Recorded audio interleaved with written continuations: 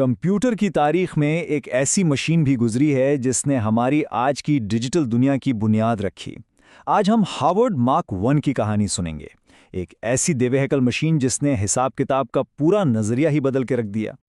जरा सोचें, एक ऐसा कंप्यूटर जिसका वजन 5 टन था, मतलब 2 बड़ी गाड़ियों जितना। जी हाँ, ये कोई मजाक नहीं है, ये वो पैमाना था जिस पर इब्तिदाई कंप्यूटिंग की शुरुआत हुई, और ये तो बस आगाज था। मार्क 1 की लंबाई 51 फुट थी, यानी एक बड़े ट्रक ट्रेलर जितनी, और ऊंचाई 8 फुट, तकरीबन एक 2 मंजिला इमारत के बराबर। ये दरअसल एक पूरे कमरे के साइज का हिसाब लगाने वाला दिमाग था। तो सवाल ये है कि आखिर इतना बड़ा कंप्यूटर बनाने का ख्याल किसे आया। ये कहानी शुरू होती है एक ज़हीन शख्स हार्वर्ड आइकन और उन रियाजी के मसाइल से जिन्हें हल करना उस वक्त नामुमकिन समझा जाता था। देखिए, 1937 में आइकन ने इसका तस्वुर पेश किया और 1939 तक IBM के चेयरमैन थॉमस वॉटसन ने इस प्रोजेक्ट की फंडिंग और तामीर की हामी भर ली। 1944 तक ये मशीन हार्वर्ड यूनिवर्सिटी में काम करने के लिए तैयार थी, जो कि तालीमी इदारों और इंडस्ट्री के दरमियान एक तारीखी शराकत की मिसाल बनी। इसके अंदर की दुनिया तो और भी हैरानकुन थी।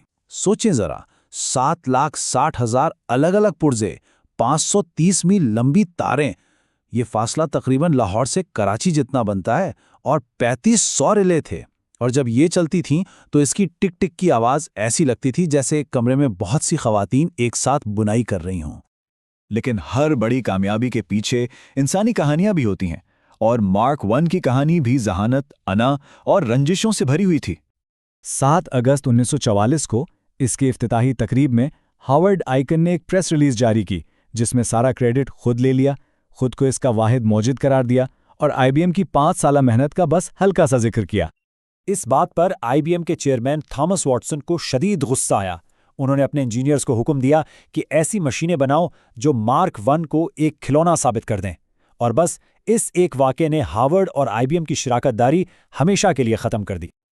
इसी तनाज़े के बीच कहानी में एक और अहम शख्सियत की एंट्री होती है, ग्रेस हापर, अमेरिकी बहरिया की लेफ्टिनेंट जो रियाजी में PhD थी।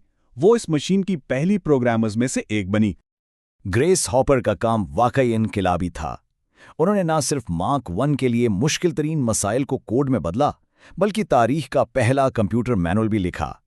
इसी मैनुअल ने आगे चलकर प्रोग्रामर्स के लिए रास्ता बनाया और आज की प्रोग्रामिंग ज़बानों की बुनियाद रखी। अच्छा, अब कहानी का रुख एक और अहम पहलू की तरफ मोड़ते हैं। जब मार्क 1 तैयार हुआ तो दूसरी जंग अजीम अपने उरूज पर थी, और इस मशीन को फौरन ही जंगी खिदमात के लिए वक्फ कर दिया गया। इसका सबसे पहला और सबसे खुफिया काम मैनहट्टन प्रोजेक्ट के लिए था। मशहूर रियाजीदान जॉन वॉन न्यूमैन ने इस मशीन से यह हिसाब लगवाया कि एटम बम को फाड़ने का जो इम्प्लोजन तरीका था वो कामयाब होगा भी या नहीं। और ये तो सिर्फ शुरुआत थी। मार्क 1 24 घंटे अमेरिकी बहरिया के लिए काम करता रहा। तैयारा शिकन तोपों के रास्ते कैलकुलेट करने से लेकर टॉर्पीडो डिज़ाइन, रेडार सिस्टम और यहाँ तक के जासूसी कैमरों के लेंस बनाने तक के हिसाबात सब इसी पर होते थे। मार्क 1 का असर सिर्फ जंग तक ही नहीं रहा, उसने हमारी रोजमर्रा की कंप्यूटर की जुबान पर भी बहुत गहरे असरात छोड़े हैं। चलें देखते हैं कि कुछ आम अल्फाज जो हम आज इस्तेमाल करते हैं वो आए कहां से। आजकल प्रोग्रामिंग में लूप का लफ्ज़ बहुत आम है। इसका मतलब है कि हिदायत के एक सेट को बार बार दोहराया जाए। लेकिन कभी सोचा है कि इसे लूप क्यों कहते हैं? क्योंकि मार्क 1 के ज़माने में यह सचमुच का एक लूप होता था।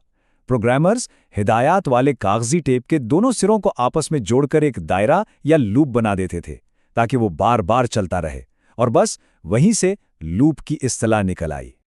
इसी तरह एक और लफ्ज़ है पैच। आज हमारे फ़ोन या कंप्यूटर पर कोई अपडेट आता है तो हम उसे पैच कहते हैं।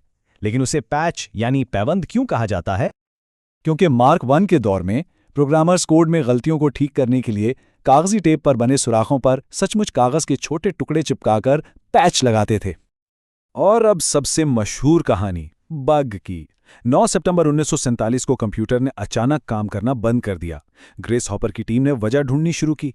मसला सॉफ्टवेयर में नहीं था, बल्कि हार्डवेयर के अंदर था। उन्होंने देखा कि मार्क 2 के एक रिले में एक असली कीड़ा, एक पतंगा फंसा हुआ था।